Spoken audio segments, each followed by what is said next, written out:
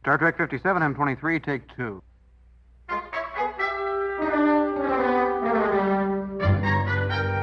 It's got Star Trek. Episode 26. Discovery, Season 1, Episode 7. Magic to make the sanest mad go mad. You and I fell in love after I told him to get lost. That doesn't make any sense. Love isn't logical. Here, can you let me lead, please?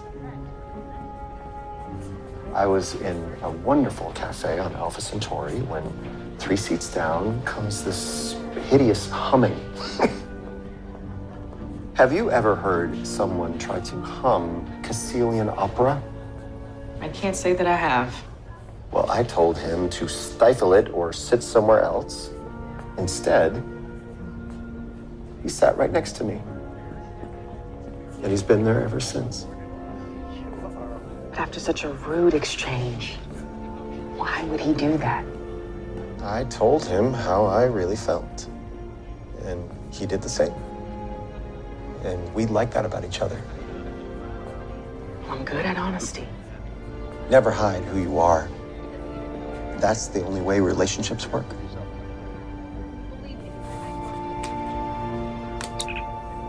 We're out of time. We'll have to figure out how Mudd's resetting the time loop. You'll do better on the next go-around. You have to.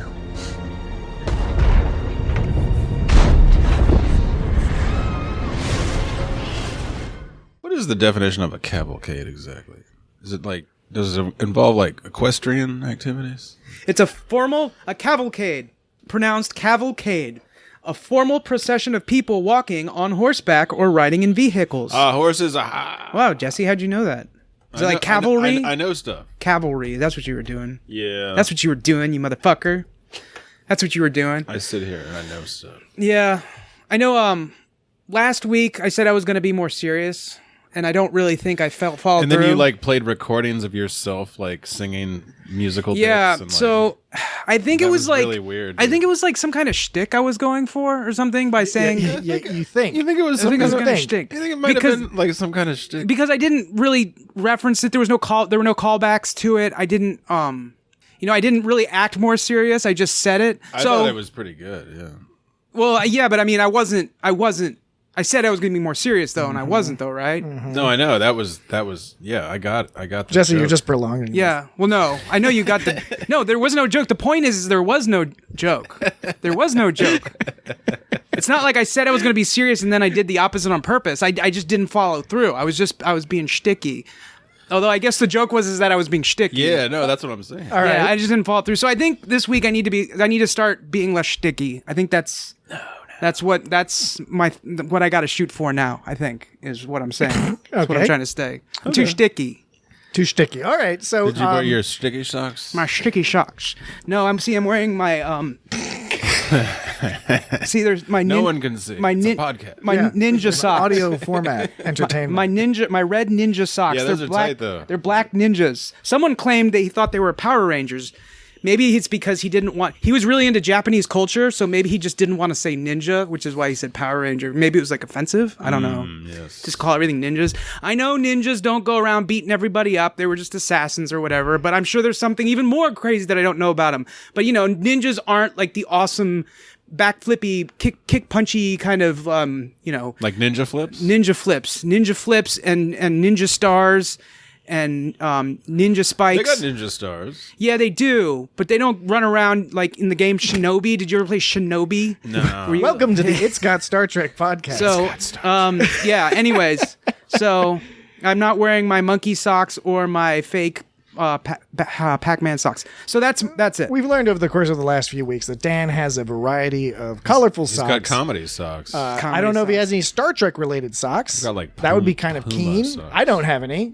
We could be in the market for some, so we might need to look that up. Here's the beauty of this: is I may or may not have any, but it doesn't matter because if I get some, I can just say I've had them. And no one's going to see him anyway. That's the beauty of it. Right. The beauty in the lie. You can say whatever. And I'm wearing my sensible Skechers. I was going to say Skechers, so my shtick. My Skechers, which have which speaking of like a gimmick, they have some kind of memory foam sole that just like goes bad after a while. stupid. But they're It's sketchers. like Dan always holds a spear while we're podcasting. It's like Yeah, that's no one's gonna know. No one's gonna know. So yeah, we watched a TV show. Magic to make the sanest I think man it was a Star Trek TV show. go mad. Yeah, it was the 7th episode of the first season of Discovery. And so that's Yeah. what we will be discussing today. So It's got Rainn Wilson. to set this up, they did at the beginning of the episode they do the recap and There was no teaser. That was weird, right? There was no teaser, was there? well, there was before a teaser. There was a recap. No, but there was a recap, but no teaser. They always have a recap on Oh, you mean at Discovery. the end of the episode for the No, next? no. What I mean is like at the beginning, like normally. No, that wasn't a disdainful. Oh. That was my own frustration at lacking appropriate communication. You're a failure. I was not communicating well. Well, no, I didn't get it. So Star Trek generally, almost all episodes of Star Trek Oh. have the little teaser and then the credits and then the show, yeah, okay. including Discovery. Usually has the little teaser bit at the beginning. I see. Yeah. And then and in fact, this show, Wait, then don't they call it a cold open or something? Cold open. cold open or teaser, I think, there's multiple. Yeah. When we were talking about scenarios. Picard, we were calling it a cold Yeah, open. I think cold open works as well. It's a But more this did the recap contemporary term. straight into. Exactly. It was unusual because It was. and I noticed it especially because this episode, as many have noted, is very sort of similar. It fits into a sort of a similar vibe as the classic TNG Yes. 5th season episode Cause and Effect. Oh, I was just gonna say it kind of had a vibe of like old Star Trek sort of episodic thing in general, but no. But- Cause and yeah. Effect is and that one, in addition to being a classic episode, just because it's a great sci-fi story and it it really uses the characters well and it's just sort of Oh, fun. yeah, right. That's where the Enterprise keeps being destroyed, but it's also famous for having one of the most crazy cold opens of any Star Trek episode because you just see the Enterprise D explode. Yeah. And that's how the episode starts. And then it goes like, boom, space, the final frontier. So it was extra interesting because this didn't even have anything like that. And they could have done that. Yeah, they could have. Obviously, they weren't going to, mimic the story exactly. But Right. it's definitely in that vibe. There's a disaster Well, I happening. mean, how much is too much? looping How over much and over. mimicry is too much mimicry? What immediately comes to mind, not to veer too far off topic, is Dan is waving that spear around. my finger that's an spear index finger. is they always talked about how Star Wars Force Awakens or whatever was basically A New Hope, which wasn't called A New Hope originally. It just wasn't called anything. It was just called Star Wars. It's called Star Wars. So You anyway, can say that about the first movie of any trilogy. yeah, it's been done. It wasn't like, I didn't think it was that much like New Hope. There's certainly lots of general kinds of stuff. And that's what everyone's thing was. Is they were all just like, this is the same. followed movie. it. It's like it's similar. like New Hope. plot It's like structure. the Lord of the Rings. It's, They would have like articles with headlines that were like, Force Awakens is just like New Hope, and that's not a bad thing. I remember Maybe that those isn't a bad thing. Maybe it is a bad Right. thing. ridiculous headlines. That's a good thing. So yeah, this recap began with Stamets. He injected himself with the tardigrade doo-doo. That was to sort of put you into the thing of why he's able, which was, like kind of a throwaway explanation, but it was viable enough. Well, it was also it's all technobabble, of course. It's done for the purpose of telling a story. There's technobabble that fit though within something. Well, and it's in some ways an improvement because one issue with the Cause and Effect, which again is one of my favorite episodes of TNG, is Cause and Effect. But Cause and Effect has the plot sort of hinges on the fact that everyone basically starts having deja vu because they keep looping in time and they start feeling familiar, and that's what starts giving them clues that something's off, So, in a lot of ways, this is better than that because it's at least Stamets has an in-show already established reason why this could be. So he could be perceiving time differently than everyone else. Yeah, so I don't remember when he got injected with the tardigrade DNA in relation to this episode. It was either the episode before or a couple episodes before. Yeah, so Yeah. I So mean, you- because this is what, like the seventh? yeah, it was the 7th.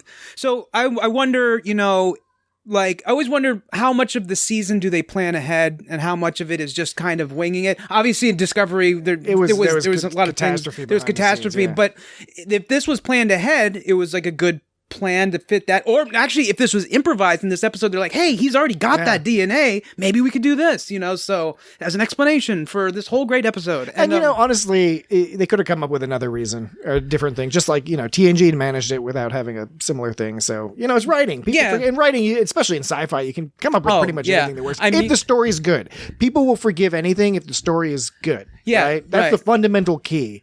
It doesn't have to blow your fucking mind away, but it's gotta, if there's some level of, his head fell off. Blow out your mind. If it's an entertaining tale, you'll forgive a lot because in theory, you'll forgive a lot. I guess that's. Well, so we were talking before about Enterprise and how the explanation was, I don't know how that explanation compared to some of the explanations in the Year of Hell. There's all these things that happen though that they just don't need explanations. And the question is did they put the focus on the right place? Did they give enough attention to the focus of the episode to warrant this extraneous stuff that explains things but doesn't explain why it is? I enjoyed the scenes of Stamets getting increasingly more frustrated and also more in touch with he had to practice at communicating with specifically with Burnham, of course, but the idea that he had to Mudd was doing the time loops to try to figure out how to steal the Discovery. And at the same time, Stamets was going through the exact same process, but he was trying to learn how to save the Discovery, right? Do you think was he aware of the loop? Like, we don't know if he was aware of the loop the whole time, but at some point he became aware of the loop. He could have been, but so he's aware of most of it, and then of course Mudd is, and Stamets is the one that gets the most upset, and he breaks because he's not a sociopath fucking Mudd. He's a he's a different kind. He's at least a different kind of crazy guy. He acts like he's on pills, Stamets. It's like he's really high on pills. Well, I think it's just because his consciousness is. Well, yeah, totally. I mean, it was for good reason. It was. They showed him change. I support that reason from the beginning of the season, which is again one of the benefits that Discovery has is that they, as well as Picard, the more serialized form of storytelling, you can have more acute changes in characters, situations, and personalities because the events are closely connected in the all-in-one story. Now, there's some drawbacks to that as well, but this is a case where Stamets changes a lot from when he's introduced in episode 3 to when we see him now, only 4 episodes later, because he's gone under that sort of mind-bending traveling through the universe with his DNA. And the change felt I liked the change. It felt natural. It felt, whether it was meant to be that way or not, whether it was due to outside forces, it felt like a natural sort of change and progression in his character. Sometimes, when you get to the sort of soap opera effect, WWE kind of thing, where it's just everyone goes everywhere and it's not really character development, it's just character they really ease into his character. Not even movement, it's just morphing or something. They all sneak in the fact that he's married to a dude. They're all just subtle, and it's just okay, no big deal. He's married to a dude. No, it doesn't happen in the first episode at all. It happens yeah, I'm trying to. I don't remember which episode Hugh. It's a few. Yeah, Hugh got introduced. Yeah, I don't recall at the moment either. But you're right. Enrique from My So-Called Life. I've never seen that show. My So-Called Life is pretty awesome. I can't vouch for it now, but when I was 14, it was pretty awesome. It was cool back then. I'd only heard of it because a bunch of people were talking about how great it was, and I might have seen an ad here and there or something, but who was the guy? There was some heartthrob dude on there that Jared Leto. Oh, Jared Leto, yeah. And he played, what was his character's name? His name was Jordan Catalano. Yeah, Jordan Catalano! Yeah. I remember it was maybe it was with you guys or it was someone, I was like, who's that? And you're like, what the fuck? It's Jordan Catalano. You don't know Jordan Catalano. Yeah, I'm not trying to say that to think I'm too cool for it. I wish I'd watched it at the time. So you're clearly not cool enough for it. Yeah, exactly. I couldn't pull it off if I tried to say I was too cool. So well, and speaking of Anthony Rapp, who plays Stamets, he's a great actor. I mean, a lot of that is pulled off because he inhabits this character. He creates an interesting character. You pay attention to him. The attention is drawn. Yeah, I really like his character. I saw him not too long ago. I was watching the Adventures in Babysitting, which is a 1980s movie, I think 89 or something, with Elizabeth Shue. Oh, is he a kid in that? Yeah, he's a kid in that. He's a teen. He plays the shifty friend of the Elizabeth Shue's character is babysitting, sort of a early teens boy, like a freshman in high school boy, and his younger sister. And then his friend shows up because he wants to, he thinks Elizabeth Shue is hot or whatever. And they go, by the way, great movie, like totally worth watching. Adventures in Babysitting. It's almost like Lord of the Rings or something, just with no supernatural, no overtly supernatural elements. They go on an actual adventure in the process. True, yeah. What year that was in the mid 80s somewhere? I think it was 89 actually. I'd have to double check, but you know what was not good that was around that time? could have been earlier. Lots of stuff. Did you ever see that movie Johnny Be Good? Yeah, I think that's a bad. With I recall Anthony that being a bad Michael movie. Hall, where he's a jock. I just bring that up because that's one of those movies I would see in the video store walking by. I'd see the cover and be like, I don't want to rent that. No, we're not going to watch that. And then one. it was like I think it was on YouTube for free. YouTube's offering some free movies right now, so it was on that. So I started watching it, and it has like no redeeming qualities. I thought YouTube was already. So Adventures in full Babysitting movies. is Yeah. cool because it's, first of all, it's a good movie to begin with. But if you're a Star Trek fan, you get to see young Anthony Rapp, and it's just great. He's a charming character. He plays this kind of like sleazy kid who's he's a cool character in the movie, and he does a good job. And it also makes you think. It's funny because that movie was directed by Chris Columbus, who later directed Harry Potter. And what's funny is Anthony Rapp in that movie is sort of like a proto Ron Weasley. And then I noticed that Elizabeth Shue looks exactly like Hermione Granger, like Emma Watson playing. Yeah, it is. I think Chris Columbus might have a type. he's got a She type. was in He's got a Karate couple Kid. of types. She was in Karate Kid and Back to the Future Part 2. Yeah, she replaced the That's girlfriend right. in the first Back to the Future. Marty's girlfriend was played by a different person, and then for Back to the Future 2, they refilmed those scenes with Elizabeth Shue. She's also on The Boys, which is a highly recommended superhero-based television program. I think you've mentioned that a That's few like times. they didn't use. That's available They didn't on, use what's his face in Back Amazon. to the Future too. They Crispin Glover. Yeah, Crispin Glover didn't want to do it. Yeah, because he was not. I read that he was mad about the ending of Back to the Future. He was mad about all kinds of stuff. Because it had to do with like Marty getting, spoiler alert, Back to the Future 1. Marty, everyone was part of like showing that everything is all awesome for Marty now. He has this like cool car, and Crispin Glover, according to something I read, Crispin Glover was saying like, I didn't support the commercialism and like this idea that your life is fulfilled now that you have this cool car and all these cool, it's like stuff like that. He thought it was promoting the wrong. It was just the ending. He liked the rest of the movie. If anybody's listening to this podcast and they haven't seen Back to the fucking Future, they need to stop listening to the podcast and see Back to the Future. Yeah, I second that. And then like, never mind. Second that emotion. So we were talking about that. Oh yeah, Ben Adventures in Babysitting, Anthony Rapp. It's always interesting to see characters or actors play different sort of characters. Yeah, and he's a great actor. It also kind of plays into the idea that somebody was making some snide comment on Reddit about Discovery having all these new Star Treks only hire these young sexy people, and then somebody went and put together all the ages. I mean, Anthony Rapp I think is like 45 or something. 49. 40. Yeah, he's old, and all the Discovery I think actually ended up with the highest average age. Boom, because only Tilly is fairly young, and she's not even as young as she's kind of playing. That's right. I forget which one had the youngest.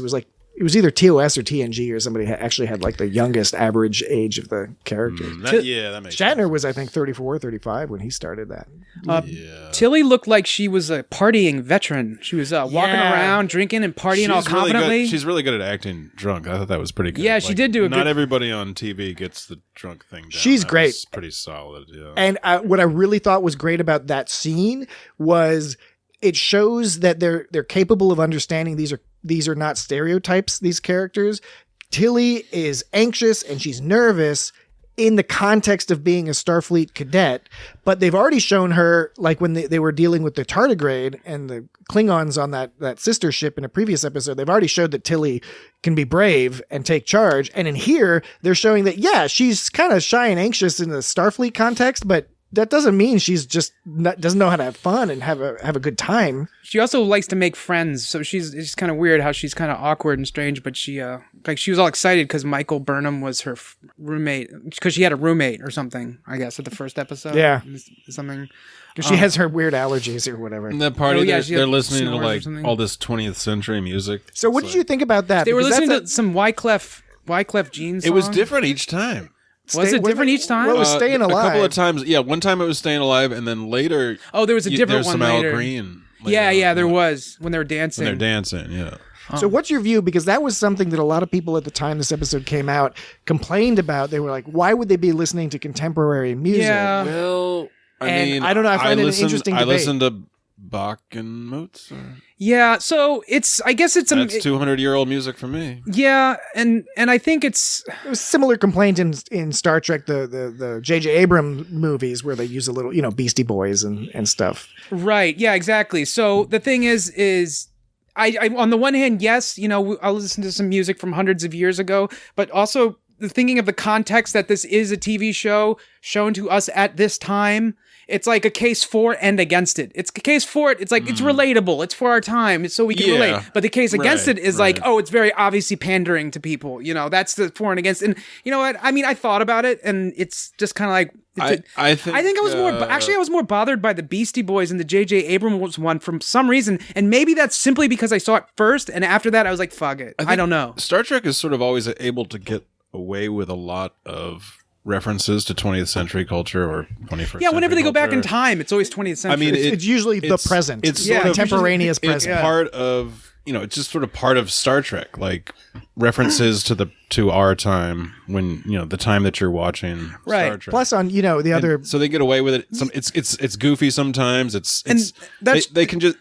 They have license for some reason. That's a good point. That's another thing of when like the person who said that everyone was too young. It's like, well, look at the other Star Treks, and it's like this is contemporary. Well, look at the other Star Treks. Yeah. So what are you gonna It's the no true Scotsman logical fallacy. Yeah. That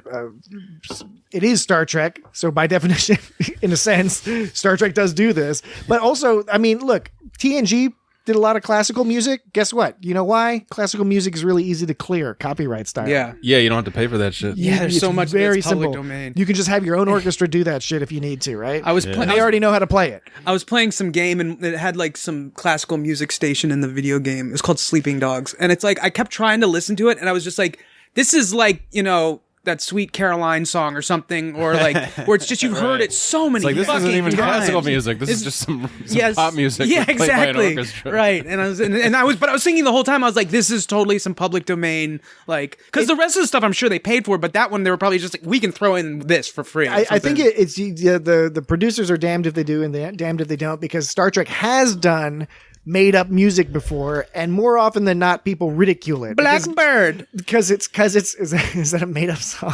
That was when Riker was playing trombone. Oh yeah, and Troy was heckling him. Yeah, I forgot. That's right. Blackbird, play Blackbird, and he was like, "Fuck that." You know I can't play that. Yeah, I want to hear it. But so, like, on TOS and TNG and DS9, they have had, like Klingon operas, or just some, like, there was that TOS episode where they had those hippies infiltrated and they were just playing some, like, quote unquote hippie music, and it's just made up. And so if they're going to make it up, guess what? Music is not that easy to make. Like, it's not that easy to make a hit dance song. So if they had made a futuristic dance song here, people would have criticized it. Yeah. And now Discovery, CBS, they have the money that they can actually clear these things. So you're like, all right, instead of playing Mozart, we'll have them. I like it. On TNG, they were like, we're going to have a Mozart concert. And it was like the Enterprise like string quartet. And then they ended up playing like a Brahms string sextet. Motherfuckers. How much was Worf's son Alexander in DS9? A fair amount. He popped up periodically. He was older. Not a lot, but he was referenced a lot. And he was on a few character was episodes. played by like 5 different actors. Yeah. Brian Bonsall was when he was like really little on TNG. So it was either TNG or DS9 when Worf Guy from Family Ties. When Worf and Alexander went down to Kronos or whatever, and there was some guy in the street doing some Klingon opera about Kahless. And then you were supposed to, like, it was interactive. You're supposed to get a batleth and, fight with do a fake stage fight with the guy who's performing. And it was the story of how Kahless is awesome or whatever. I never know if it's Kahless or Kalesh. It's spelled Kahless. It's like, pronounce it both ways. Isn't Schoenberg spelled though? There's only one R in Schoenberg, right? It's Schoenberg. There's no R there. Everyone says Schoenberg. It's SHO with an umlaut N. So it's like Schoenberg. Except when it came to America, Mozart. it's SHO. I like Wolfgang Amadeus Mozart. Okay. It's Schoenberg. Yeah, everyone says Schoenberg, and I'm not like correcting anyone. I'm just I just don't know. Yeah, that's like the colloquial sort of right. So disintegration of it. Anyway, so there was a Klingon opera thing, and they must have made up some kind of Klingon opera. Obviously, they did, but it was kind of weird. It was a weird scene and kind of awkward, but at the same time, I respect it. So I don't know. Yeah, I mean, I like it when they do make up the music, and probably I will say where I fall on this, I don't mind that they used a contemporary song. I think it would have been cool if it was some sort of future dance music. Yeah. I think, but I also, I can appreciate why they might not have wanted to do that. Yeah. I like back. I'm sorry, I keep referencing Human other music. movies. But what is it? Bill and Ted when they're in the future. It's like stuff like that where they very obviously put on a bunch of Nerf clothes with bright colors. It's funny. But this seemed very like contemporary style party. So Be excellent to each other. And don't forget, in this case, the music is somewhat integral. It's not integral to the plot, but it's integral to the presentation because they opted to have this loop keep starting at the music. And if you had heard some like magic music, maybe it doesn't have as good an effect. right. that's a good point actually, because it's more memorable this way. So you can get it wouldn't have as much of an effect. I noticed all those people were running around outside, like doing their jogging, like they were. There were people making out. There were people jogging. I was thinking the people jogging, like They're always jogging on this shit. but like, why didn't they go to the party? Do you think they were on staff? Do the people who were on staff get their own party? I don't think everyone was invited. I think it was a different That's shift. fucked up. Yeah. It was just the cool people. But shift. okay, back to the music aspect. Like the Hugh fellow listens to some sort of alien opera, but Is then it Caecilian opera? Caecilian opera. But whenever you hear it, it just sounds like regular old Earth Italian. opera. Klingon opera does not sound like. No, And that's all Klingon like, opera, they actually made it sound like it was something different. Yeah. It sounds like Viking, all- torture music or the something. Klingon, they like that atonal, like weird half steps. It was a little bit. What is that? It was Recitative? a lot more. Is that what they call that? Recitative, when you just kind of when you talk at the opera. Sprechstimme. What? What's Sprechstimme? Sprechzimmer. Sprech. What are you talking Where you're about? just sort of like you're reciting.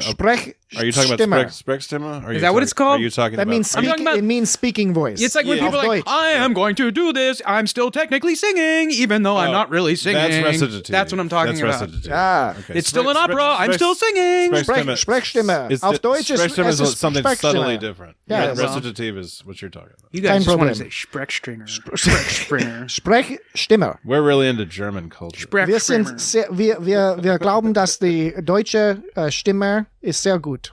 I don't know if I agree with that statement, but Kein Problem. kein Problem. Does Stamets... Raumschiff Enterprise. When I was a kid and would go to Austria and I'd watch Star Trek, it was called the Raumschiff Enterprise, which means spaceship Enterprise. Well, fuck yeah. That's That's a fact. That's a Toyd. fact. Factish. They always call things different things in other places. I also used to watch Golden Girls in German. I don't remember what it was called. I remember somebody in music school would always try to say recitative. And I was like, you don't have to say recitative. Monticello. Monticello. Anyway. I play the cello. Limoncello. Monticello. It's got stars. Monticello. I always Play want to in say the Monticello. The Celtics. The Celtics. Yeah, that's always irritating. So they. It does look like a fun party, though. It does look like a fun party. Tilly was really good at acting drunk. She seemed really in her own, and and a few of Tilly the. was like looking to pick up some dudes at that party. So like, Yeah, and who you was the were one- at that party? Who was that one? Who's the one with the red hair who had half her face blown off? Like in the first one. she's got like that bit. Yeah. Yeah, I always forget her name, but she's really cool. I yeah, like her character. yeah. She was getting down and busy. Oh, yeah. with someone. There's that other character that's like some sort of cyborgy kind of. Oh person. yeah, her. She comes up. You'll see more of her in Like, the what's second the deal season. with that? Is it a cyborgy person? Or What's in the second season of I've Discovery? noticed her more in the second season. They do a better job of they elevate all those side characters. It was one of the criticisms, and I think a good criticism of the first season of Discovery is that they had a lot of these supporting characters that they didn't really. And pay she's attention like to. super fascinating. Like Yeah. it was. And Always, she I was- was always like, when are they going to talk And about? she it? was Are on they the. ever gonna do And it? she was on Yeah. the. Oh, you're talking about the cyborg woman? Yeah. Or- yeah. yeah, word. Yeah. No, she was really good. What's her name? Something with an A. Ariam. R.E.M. Yeah. That's exactly But no. what it is. I mean, if you thought I meant Tilly, Tilly is pretty fantastic Yeah, too. no, so. Tilly's Most always definitely. fantastic. Tilly is a very divisive character among the fandom. Really? Yeah, some people really cannot stand her. Those people are incels. Some people can't stand the character. Some people really complain about the Is she not Star Trek enough? The actress's performance. Well, I don't know because to I each think all their that's own. a bunch of bullshit. To each their own. But I loved Tilly from the moment I met Yeah, her, she's and I great. think the actress does a brilliant job because she's acting like. Yeah. Sometimes you have to remind yourself these actors are playing this character, Yeah, and when you see them in real life. It They sort look of completely accentuates that. different, Yeah. Because she doesn't act like Tilly in real life. Pretty much all the characters on this show look completely different. Yeah. I mean, obviously it's a sci-fi show. It's a diverse cast and a diverse set of characters. It's which is great. So she seems, we established that she seemed to be convincing when she was drunk. Later on in one of the loops, Stamets asks her where Burnham is, and she's like, I don't know. And I swear to God, she sounds like she's high. Yeah. Like she's tripping or something. Yeah, So, no, she's got a little of that going on. so too. I think they were doing some snake leaf yeah, over there in getting down with the snake leaf. It probably wasn't as potent back then. That's like That's 100 right. years prior. That's true. Yeah, they weren't vaping got the snake 20, leaf. It's like 22nd. They were straight up No, smoking I'm sorry, it out of 23rd. That's 23rd century. They make a bong out of a sort of some sort of future. They tear off some tubes out of the wall. Yeah, it's There strange. was They could there just was the one replicate episode it. with Clint Howard, and Clint Howard was selling some kind of drugs to somebody. Yeah, He was in a movie called Ice Cream Man. Yeah. he was in a lot of movies. On the cover of the movie was a waffle cone with a severed head on it. He was in a few Star Treks. He was in TOS as a least- at weird least one creepy Star when he was a Trek. child. Yeah. He was a little boy, Yeah. creepy little boy in a Creepy TOS. little- That was episode. in the what's it the Cabaret. The Carbonite- Cabaret. Carbonite maneuver, Corbinite maneuver. yeah, something like that. Clubadoop bazoobo. That's a good. Clubadoop bazoobo. Clubadoop bazoobo. Clubadoop It's bazoobo. got Star Trek. And I think we do need to emphasize the fact that Clem Fandango is pretty attractive. He's a good dude. Yeah. He's a hot, tall. I don't know who that is. Is that Tyler? Yeah, that's Yeah, Tyler. okay. Tyler's Clem He, Fandango. how tall There's is he, do you think? I don't think he's 6'5"? that. No. I don't think he's that tall. I think it's funny because Stamets is like, you're a tall guy, and I'm looking at him and I was like, he doesn't look that tall. Stamets isn't that tall, I don't think. But he is tall because we know what we don't want to. I don't know. Should we? We probably don't want to spoil it. I know we normally act as if everyone's seen everything, but Discovery's new enough Well, that we maybe. I don't know. Do we want to spoil it? Well, if you've seen the first season, you would know. Yeah. So if you've seen the first season, there's it makes sense that he's a tall fella. Yeah.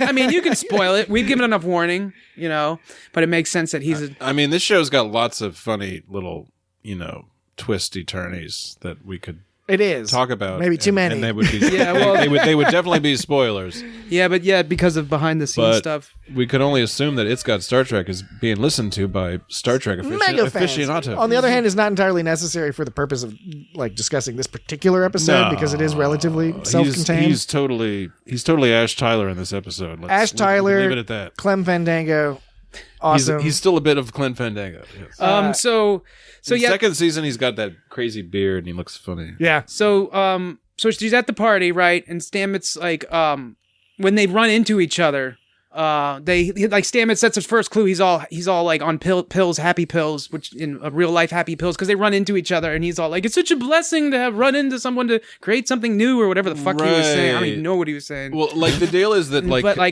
got the point of it. he's but- already been weird, so nobody expects him to not be weird. Well, he was always- so, his husband's all like, yeah, he's just being funny, Yeah, he's always been grumpy. Don't mind him. He's always been grumpy, so they're wondering why he's so floofy now. So, and it's because of his DNA. But in that one scene, if you watch that scene, I swear to duty, he has a lisp in that scene. the very first one. That scene where he's this carrying is his laundry. this is in the scene carrying his laundry. Oh, is that when they ran into each other? He spills some shit. It's yeah. It's And a so bunch of cloth. and so then he talks to Tyler. He says oh Burnham, we ran into each other. That's so fun. Haha, life is better now. And then he turns to Tyler and he goes, "May I?" Something about human contact or something. He turns to Tyler and says, "May I say you are astonishingly grounded for having endured 7 months of torture." Yeah, well, he's like Only in that scene though. he's kind of high or something. He said, but he's high, so he has a lisp. That's not an explanation. I don't know if he has is it that pronounced? Of a Yes, lisp? it is. He's just kind of spacey talk. He says, "May I say you are astonishingly grounded for having I'm endured going to have to 7 review months that. of torture." I'm going to have to review that clip just because I have no Yeah. particular recollection of that, but I Just wasn't paying attention. It's kind of like, and this one was definitely done on purpose, but in the piece of the action in TOS when they were playing Fizbin, and at the end of the Fizbin game, Kirk, I'm an asshole. Kirk was describing the rules, and it was getting all complicated, and finally the gangster guy was like, "What? He goes, what? He's all confusing at the rules. He's confused. Like, what? It sounded like that, except that was done on purpose. But yeah, you got to see that scene. It's that first scene where they're interacting. May I say you are astonishingly grounded for having endured 7 months of torture. There's a Gormagander. There's a Gormagander, and there's like certain parts of this episode where everybody's just like Gormagander. Gormagander. I see. There's a Gormagander. Which I thought was cool, but Gormagander. what was I'm not again. I will preface this by saying I honestly don't really care about this, but I will make the point that this does somewhat undercut TNG's season 3 episode Tin Man, where they find that floating whale-ish creature, that's pregnant out in space, and everyone is like, mind is fucking blown about the idea of some like thing. Oh yeah, they do. Picard is like, imagine like a vacuum dweller flying through space itself, no space, and so that one amount of wonder is fucking crystalline entity. Good point. The other Good one point. was They're being prejudiced against crystals. This was like a whale. Two space whales, and this one, Well, it's like an analogy of a whale, and then like you see there one of the earlier loops. Michael Burnham's like, it's a space whale, and then later on, like Well, I mean, it's Lorca's like, is this fish? Like, we get this fish, and it's like, and then like Saru's like, technically, it's not a fish, and that happens like twice. Yeah, and Saru's it's like just like it's a whale. It's and like it's not a fish, it's a whale. And Saru is like, and the actor played a fish in another movie. Is Saru supposed to be a land fish? Is Saru? Is the I don't think those are They're called fish kelpians. people. They're called kelpians. That's I think it's because they farm kelp. But like they're land fish people. I don't think he's a land fish. They're not that fishy. Well, He has played a fish. hooves. Hooves! Look at my hooves!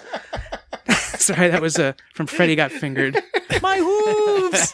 My hooves! Look at my hooves! Let's not talk about Freddy Got Fingered. Okay, we won't. Go look up the 2 Roger Ebert reviews of Freddy Got Fingered. It's the first one and the second one. Yeah, watch them and read them in order. You will appreciate, you will look at life in a whole new way. Yeah. So the Gormagander though is like the crystalline entity was not a space whale because it's just this floating crystal. No, I know, but that's what it sounded like you were saying is what I'm saying. No, the in Teen Man it is a space whale. No, I know that. But Jesse was saying my the point is entity. that Jesse was saying there was another thing that lived in space. He said that it was like a space whale. And that Yes, that's what he said. That wasn't the We only can play thing back they've the tape. encountered, but they've encountered all sorts of stuff in Star Trek that lives in space. that like lives out in space. Yet in that one episode, their minds were that's blown. all I was saying. Their minds were blown by the concept in the TNG episode. I know In that. this episode, they're just like, oh, it's You don't one of have to those. explain it to me. We're not explaining it. We're talking to the fucking audience. Oh, it's like, why are you explaining this shit to me? It's What are you like even, by what are you even discovery, talking it's for? like, oh, a vacuum dweller? Oh, yeah, it's a Yeah. vacuum dweller. I went to the Vulcan Science Academy. I learned about this shit. Like, I think they said that the Gormagander, there had only been like 57 spottings or No, 101 57 near 101 misses. near misses. Well, spottings, near misses, same thing, right? No. I don't think it's the same I thing. mean, not like scanning, but they saw them. I think, They're it's, like, the hey, look, difference- I think it's the difference between how many gorillas exist and how many gorillas almost got hit by a car.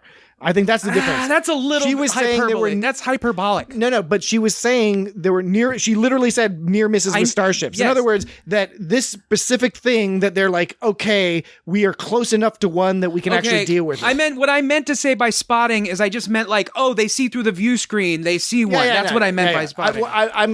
My suggestion is that she was not implying there were only 57 ever seen. No, I never said that. it turns out I never it's said not that. it's not Play the tape back. endangered. Play the tape back. It's endangered not in a whale sense that it's been hunted, but it's endangered in more of a panda sense that it's sort of like evolutionarily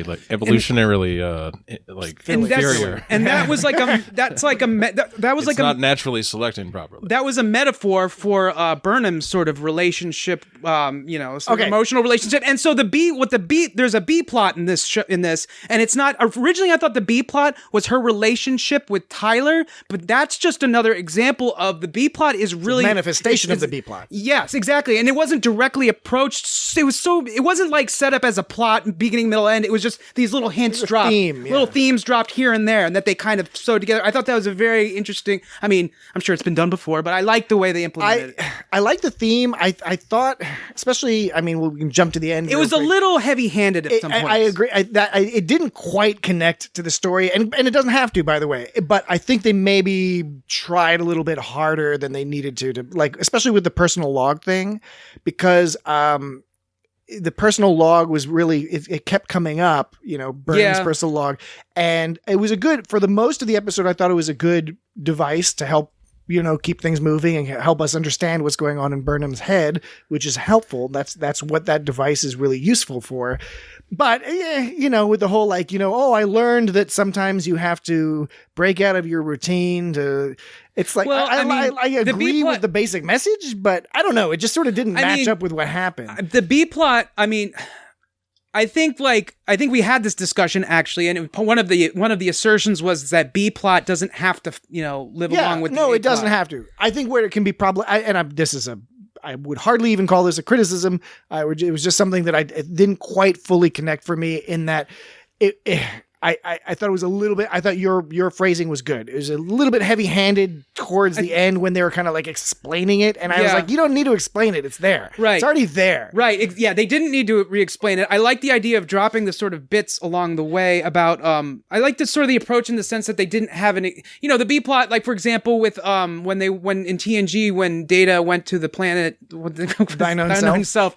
And that was a classic sort of B plot where it was just like, she wants something, The Troy B plot where she wants to take the command test. Yeah, right. And so that was more of an evolution. This was interesting because it was just kind of a different way of going about it. Maybe someone could say that's lazy. I don't know, but I liked sort of them dropping the hints. Some of them, like one other thing, when Stamets was explaining love to her, I thought that was like kind of ridiculous. Like, it's because again, a little bit too overt. We didn't need to hear that. Like she's going like, he's like, I told him off because he was humming some Caecilian opera. And she's like, that doesn't make any sense. And he's like, well, love isn't logical. And she's like, okay. Yeah. So, oh yeah, I was saying he was talking about how they like, that's why they fell in love or whatever. And she's like, after such a rude exchange, it's like everything seems misleading on the surface. Is everything that seems misleading on the surface deemed illogical by Vulcans? You know what I mean? Like, I don't think so. I think Vulcans are smarter than that. Just because she's not a Vulcan. She's not. By the way, she acts super Vulcan. Like she's always talking about the odds and like the odds are this. But she doesn't fully inhabit it. She was just taught by them, and so she misses out on. She's got a lot of mannerisms. So, right, because, okay, so here's the thing. Vulcans, it seems like Vulcans are addicted to emotion, which is why they have to, like, separate. That's their approach to dealing with their addiction to emotions. Is pretending to stuff them down. To stuff them down and not deal with them, because when they feel them, they arguably, there have been sort of references to how Vulcans go crazy sometimes or whatever for various different things, puberty or that's their perception of their own history. Yeah, their own history. And then puberty, they get a little crazy, but who knows? It's called Ponfar. Not even puberty. They got to deal with that shit every 7 years. Oh yeah, you're right. My bad. So is that because they're not getting down that much? Yeah, I mean that's a good question. Do they bring that up? Do they bring Ponfar on themselves? Are they not? Sure they're only getting down like every 7 or 8 years, and like. No, I think they get down whenever they want. I mean, is Ponfar made worse by the fact that they stuffed? Anyways, the point I'm making is. The point I'm making is Dan's shaking that spear. 10 spears at you. My 11 spears. The point I'm making is that Vulcans are emotional addicts, so they have to separate themselves from that, right? So when Burnham comes along and she's human, is that really fair for them to push that on her? So the question is the emotional she's got a human mother. Is their belief in emotions based on a physical thing about themselves, or do they honestly believe that universally that emotion should be pushed aside? Or do they recognize that maybe they just have a harder time with them than others? Burnham is full human, right? I mean, they didn't. Nobody tried to make her Vulcan. Yes, well, they just influenced. No, she. I don't think they tried to. I think they didn't like dealing with her. And probably they didn't like dealing with her. Probably her ostracism from other Vulcans is what led her to more closely mimic their culture. Yeah, well, they wanted her to fit in. That's the thing, though. Why would you say that? Only Sarek seemed to want it. We don't know that much. I'm sorry. Sarek, and Sarek's got a thing for humans, so he wants them to fit in. Okay, let me amend that then. Since Sarek is such a heavy character that's been through all Star Trek, I was kind of saying, okay, I'd replace that with they were to Sarek was trying to he was trying to make her more Vulcan just by virtue of the fact that he was trying to make her fit in. Now he maybe he didn't know anything else.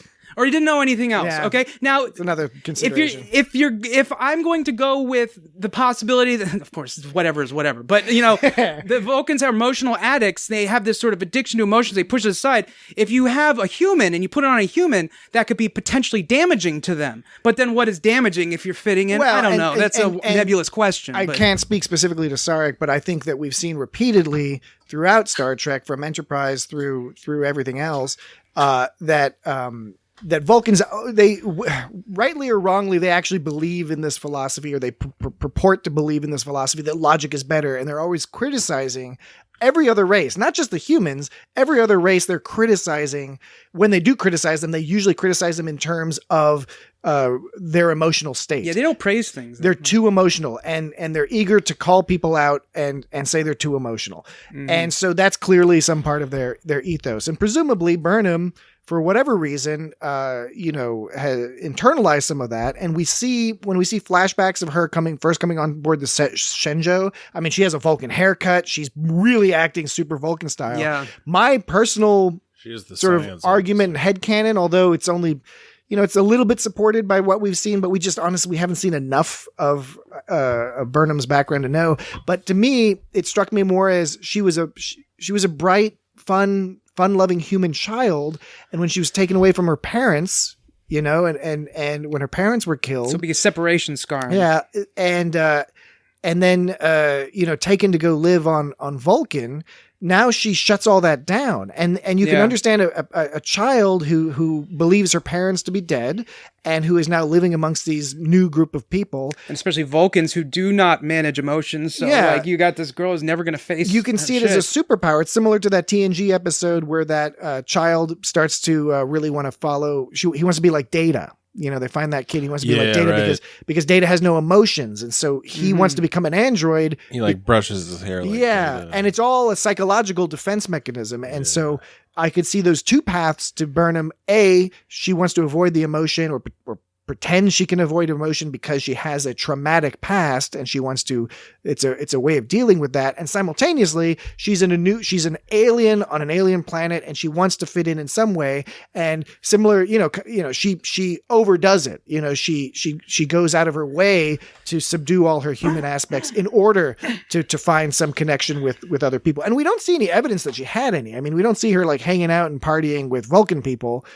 Maybe she did. We just haven't seen that. We see her with Sarek, basically. I wonder how Vulcans party. We see her with Spock a little bit later on. Yeah. But then there's a whole other complication with that.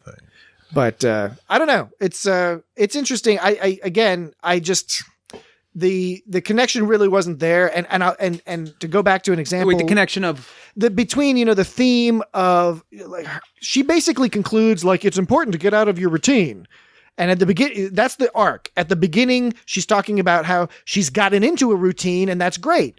That she has a friend, and she has her duties, and she has lunch, and she has things that she does.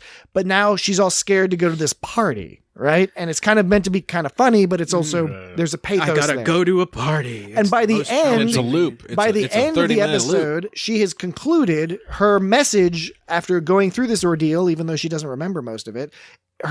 That's one of the issues there, is that she doesn't remember most of this. She only remembers the last time around. But her conclusion is that you have to get out of your routine sometimes, even if it's scary, to discover more about yourself and stuff. Now, again, I agree with that message. It's just that it doesn't really make so it doesn't quite work. And the example I wanted to point out is where there's this and Discovery does this a lot, where they do the problematic heavy-handed stuff, but then they also do some of this brilliant subtle stuff. And you reminded me with the Stamets scene, right? Because in the first scene with the first part with Stamets, when Stamets says, tell me something you'd never tell anyone else. Right. So that I can prove to you that I'm telling the truth. Right. She leans and talks to him. We don't hear what she says. His face changes and he grows sympathetic. And then he says, I'm so sorry. Mm-hmm. That's it. That's subtle. That's good writing. That's really subtle. The actors and the lack of hearing what was said conveyed so much to the audience.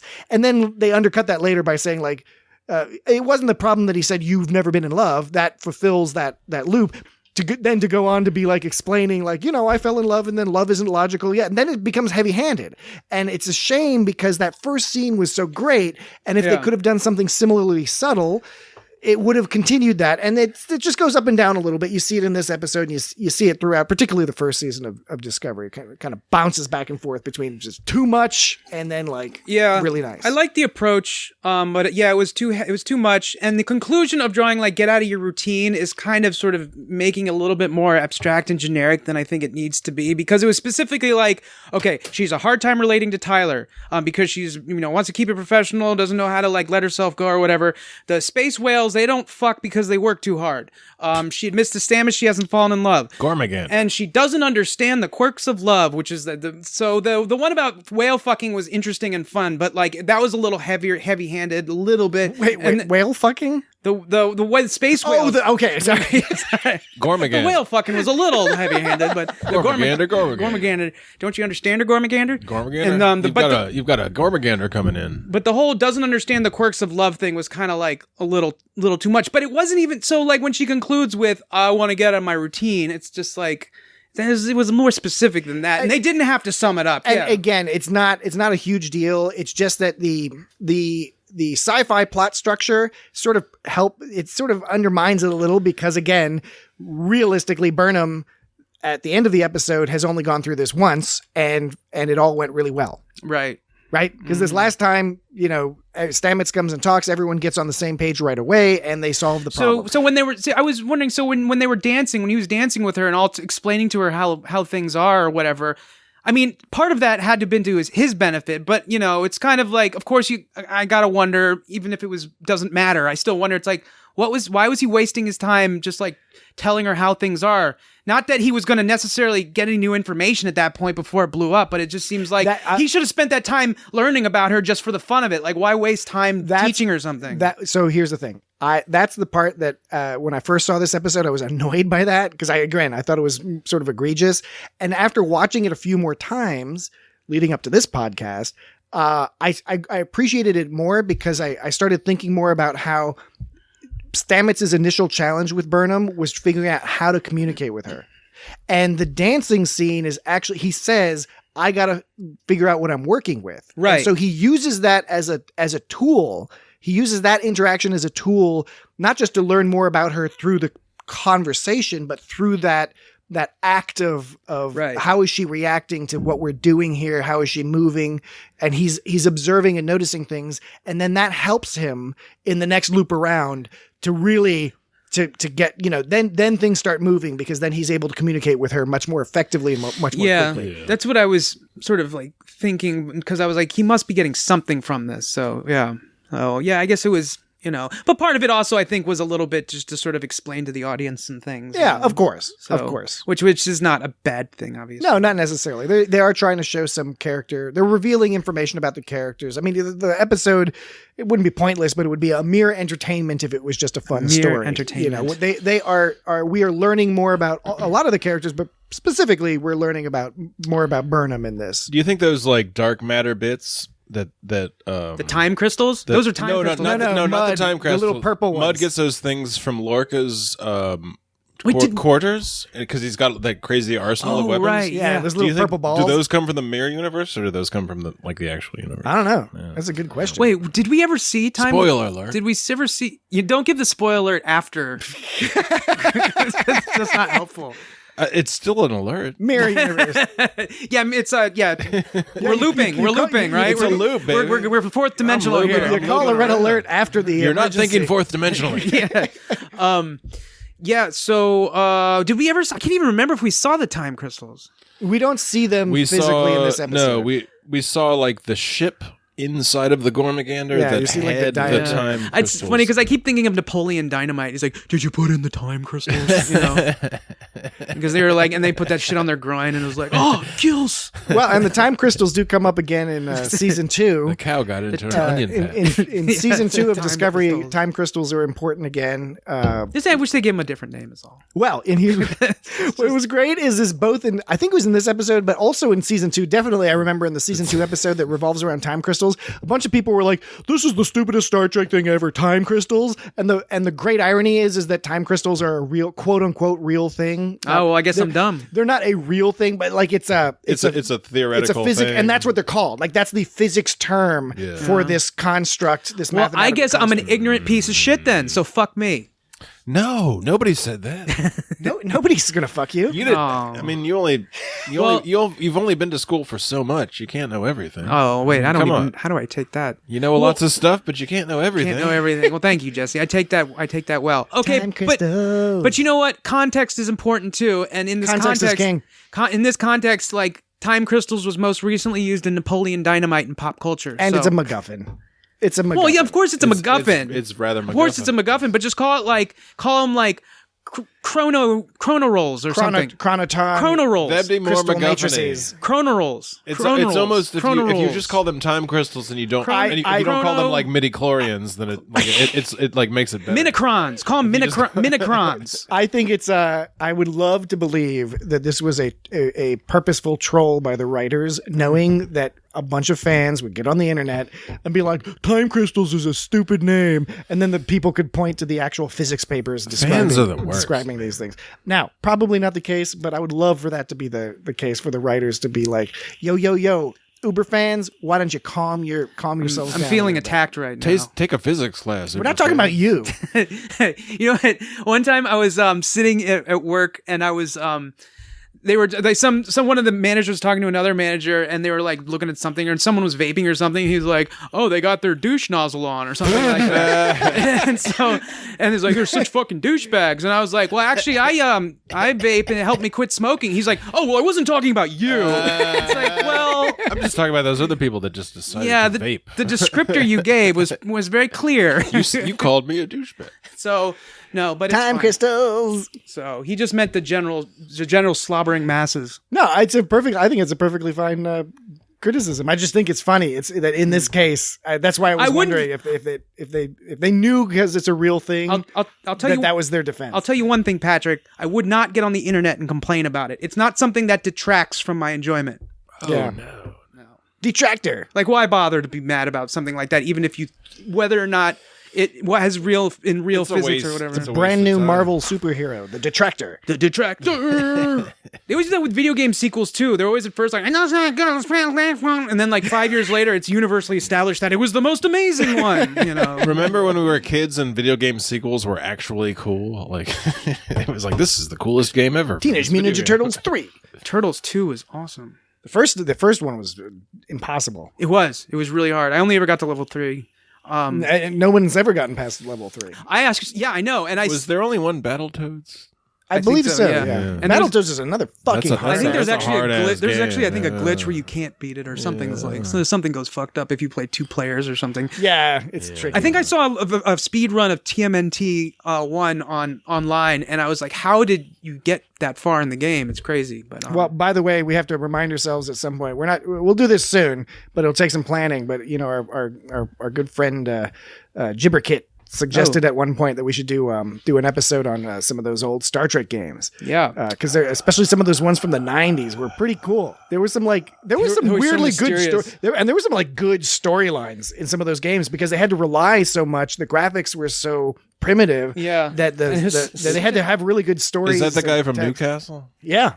It's such like Newcastle it's- upon Tyne. games like these Word these up. games like Star Trek. It's such an epic concept to try to turn into a Nintendo game or something. Yeah, you know, like E.T. Yeah. the classic E.T. debacle. yeah, it was in a 6-sided world. Oh, 1, 2, 3, 4, 5. Yeah, 6-sided. Yeah, I had to count how many sides were on a dice. It's like right there. Never mind. It depends on what kind of dice. 1, 2, Yeah. 3, 4. Is it 5. a D20? Is it a D8? D's nuts. It's a D6. I had to count how many sides there were on a D6. So is Saru? Is he like? Did they call him that because it sounds like Sulu? Yeah, I don't think so, but No, might. he's a much higher rank than Sulu. He is, yeah. That's Well- He's like first officer. Or are He's they a trying? commander. Well, maybe they play the same role somehow. No, they're really not alike at all. Not. It's only like phonetically Well, similar. okay. You know.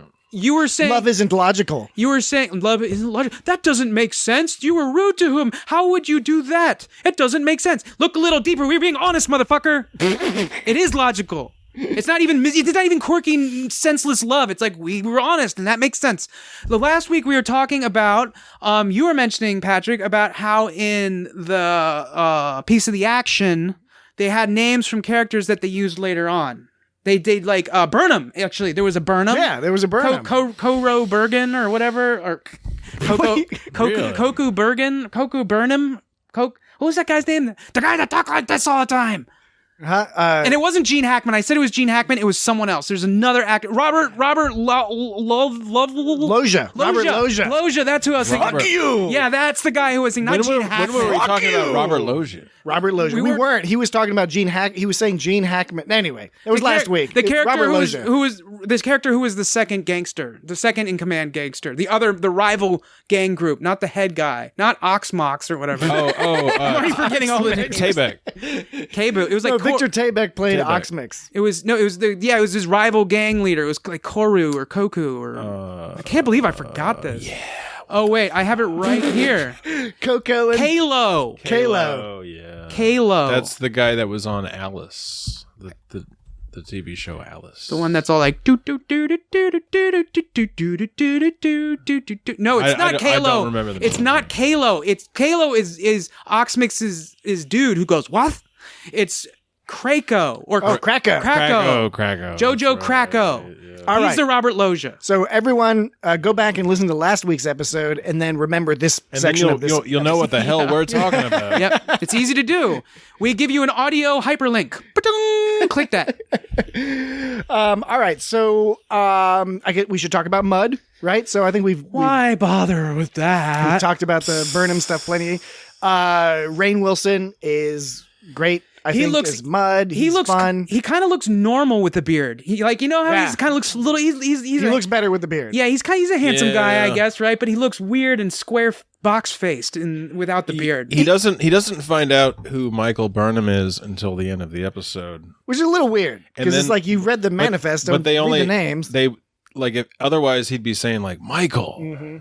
Oh, you're right. Oh yeah, And right. speaking Everyone of calls her Michael. the other thing, again, a minor thing, not a big deal. It took me out of the story a little bit though when Michael Burnham, like when her plot partially hinged on her saying, you've got this ship, but I've got something that's even more valuable to the Klingons, and that's me. And then she kills herself because to start the loop again.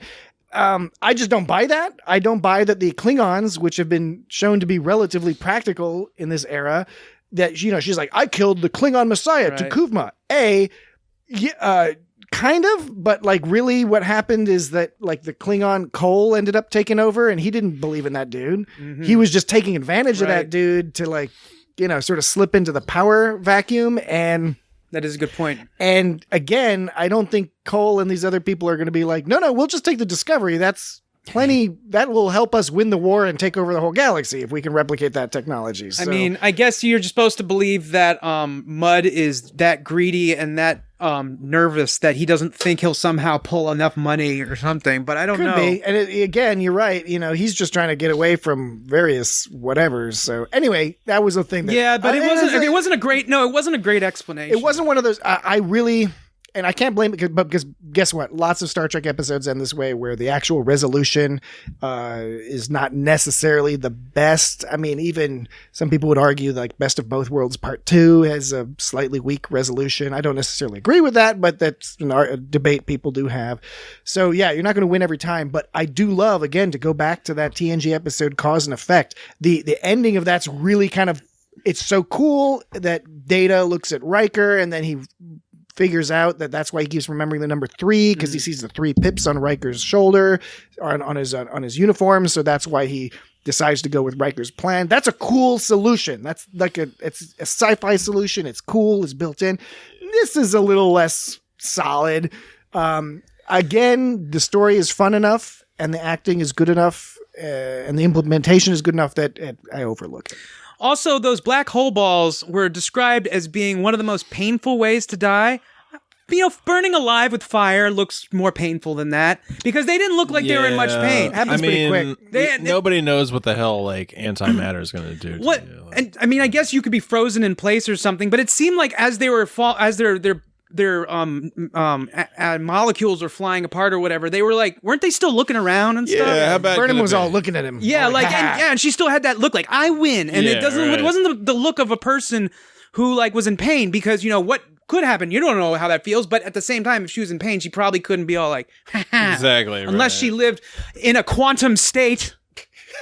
And it's always like, well, I hope this isn't the last loop. Yes. Like I better be doing everything. Well, so Yeah, and she swallowed that shit. And after hearing that it's so painful, she swallowed it down. also, Good like for you her. didn't need to swallow it. Like, Yeah, that was. It didn't seem like you needed. You can just sort of like, you know, squish it between your hands or something. I don't know. Yeah. But anyway, maybe she thought it would work quicker that way. Maybe she was right. Anyway, It was dramatic. but Mud is great because he's so confident the whole time, like right up until the end. And Rainn Wilson I think does a great job of portraying this sort of bravado and confidence. And he's smart and clever, and he has the time because you know he's very comfortable making the mistakes because he knows he's in this time loop, so he can keep going, and he has that knowledge. So like that's why he's really, you know, he gets frustrated at times, but in a you know in a way that makes sense for the character, which I don't know. I really thought it was a fun character to bring in. Mud is like a classic character. He was the only TOS character that was on like more than one episode and not a crew member. He was the only non-crew character to be on more than one episode for TOS. Yeah, he was kind of one of those things where you didn't know if he was going to come back, and it's always a surprise when he would. Yeah, but you're right. Yeah, he was super casual the whole time. You know, he had this like at that one scene where when Lorca wanted to shake his hand near the end, like he shook his hand. Yeah. That could have totally been a moment that people fucked him over, but he was confident, I guess. I liked his little magic wave to make people transport away. I don't know how he hooked that one up, but that was pretty cool. And it was especially awesome when they showed that sort of, I guess you could call it a montage or whatever you call it. Yeah, it was a montage. That was a great. It was a really clever montage of all of the Lorca's deaths. And the last one of that next to last was it was almost silly because he's all charging, going 53 times, and he just like, and he so casually just like looks at him and goes, phew, and he goes into space and he's fucking suffocating out there. I like the way his body's wiggling. He's all it looks twitching. It, He's looks like, all, "Oh." it looks comical, so in this weird sick way. It's comical and horrific. There's Yeah, that one yeah. time where he's like, I'm going to see what this does, and it just like disintegrates. Oh, yeah. It's like, well, what did you think it was going to do? It's like that was new. Like you could see this. You could see a similar plot on TNG, but the alien, instead of being fun like Mud, it would be some more serious and capable alien. Right. You know. Yeah. And I don't know. And I also like that. You know, they fooled Mud in the end. They won, but it didn't really undercut Mud's intelligence or creativity or anything. It was just they figured out enough, and they had the advantage of Stamets to develop a way to sort of judo Mud, you know, by using his own whatever against They just him. won that round. Yeah, and then that was the one time. So he's all casual throughout this episode, sort of casually blocking people. It's like, oh, I know where the walls are. That the force field's up. It doesn't matter. You can shoot at me. I'm not even gonna flinch when you raise a gun. That's pretty confident. But that one moment where they were like, oh yeah, we know what the deal with Stella is. You're not like trying to find her. You're running from her. And that was the moment. Yeah. That And was. then they were able to like take his gun. From Yes, him exactly. and shit. That was the moment where Tyler was casually able to like sneak up on He him was with a just able- gun. right, And it wasn't exactly. even sneaking. He's like, hey, buddy. And then he turns around and they casually grab. It kind of reminded me a little bit of the PC action where the guns just kept switching hand, but like not that intense. But it was interesting because it does follow in the sense so that in the whole episode he was in total control of everything until they poked a hole in his plan. When hole, and it's the idea of like you just poke one hole on this like perfect plan and it all falls apart. But I mean, So, prior to House that, of Cards, is that what prior they call to that, it? they were like, okay, Mud, we'll play along. Like, and then so he let his guard down a little bit, and they were like Stella, and then they took his fucking phaser. Yeah. That's what they call it, House of Cards, right? When the thing falls over. It's like a when you poke a hole in the balloon. he had a bit. It's a balloon hole. He had a precarious situation with a time crystal. It's a tied knot balloon hole, right? He was in a precarious situation, and I like the looks that Stamets gave two great looks in this episode. It kind of almost looked, it was some kind of like Some kind of Star Trek. So it was a look of like almost like disgust, but sort of amused disgust or something, but not really. That's kind of like putting it. It was when the first scene where Burnham was talking to Tyler and Tyler was saying, is this some kind of Vulcan humor? Because they were dancing or whatever. And she was explaining to him something. And in the background, you see Stamets. I think he was just looking because he was just trying to hear their story or make sure everything was going down. But he had this look on his face like, oh, these people. And then like it happened again when Stella and Harcourt and Fenton Mudd. And her dad, who is like so intense that he's like, I don't want to be in debt to this organization, this Starfleet organization, whatever this small time operation is. But like when Stamets warps him away or whatever, he gives another look where he's just kind of like, oof. he's like kind of like repulsed by it, but he also feels a little. It almost looks like he feels a little sorry. Now I might be reading too much into that, but that's just my immediate sort of like, that's what it looked like, but it might have not been intended that way at all. So, who knows if anyone knows anything. I really like the looks of Stella. Nobody knows nothing. Stella and her dad. I thought their costumes and hair and everything. Yeah. Because they really, and the music, they really went more TOS style. Sort of almost aggressively cheesy in a sense. It was almost, look, the costumes were clearly done by really great professional costumers with using very expensive material, but it was as if they were spending lots of money to make it look cheap, make it look more TOS-y and sort of garish, which was great. I think that's what Discovery and hopefully Strange New Worlds will be doing is not, finding new ways to kind of bring in that TOS aesthetic. Obviously not the 60s TOS aesthetic. TOS aesthetic. Aesthetic. And I thought this was a great example of exactly how you could do that. Hopefully they'll have like the TOS uniforms and not like these weirdo like Enterprise leftover uniforms. Enterprise left. Stella goes, come here, Harcourt, you naughty boy. That's when Stamets gave that look of just like, ugh. Yeah. He's like, I feel sorry for all of you somehow. Right? So that was fun. That was fun. And he's very verbose, as we all know, right? He uses all those words and he puts them together in such a way that sounds like he's like theatrical. He's acting. Oh yeah.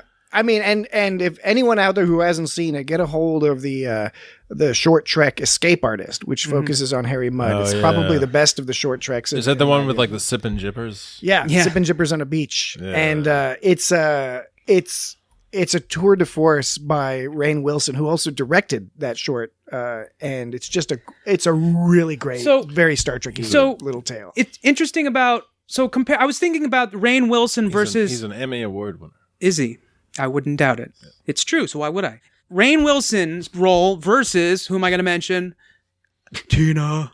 No, that sounded like Napoleon Dynamite. He's like, okay.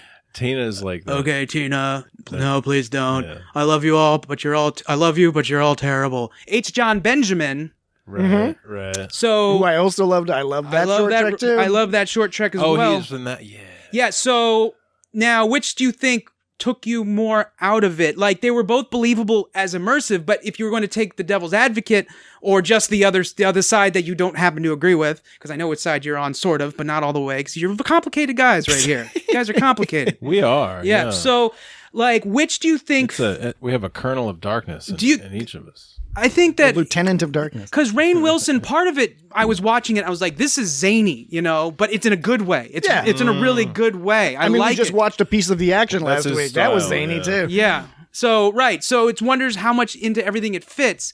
I thought it was great. I can understand why some people might think the H. John Benjamin wasn't to their taste. I happen to really like that one a lot. So I don't know. It's just if you like that dude, then it's going to be good. I guess there's a comedic aspect. There's a sort of comedic aspect and with Star Trek, you have, I guess when you approach Star Trek with comedy, you can easily piss some people off. Sure, sometimes. And they do. Yeah. There are times where they don't pull it off well, or they make mistakes, and that's fine. It's going to happen. And there are times like with the H. John Benjamin short trek, The Trouble with Edward is the name of that one. Clever. I can see where people get annoyed by it.